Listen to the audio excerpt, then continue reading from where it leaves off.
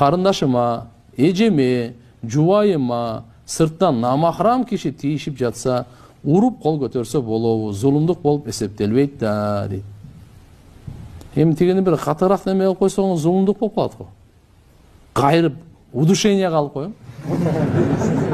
Өпкөгө бериңиз. Тек койсоң да болбойт да. Туурабы? Мээсин аз-маз сергите коюш керек да. Биз акмактар. Тим более бизде кайрат бар.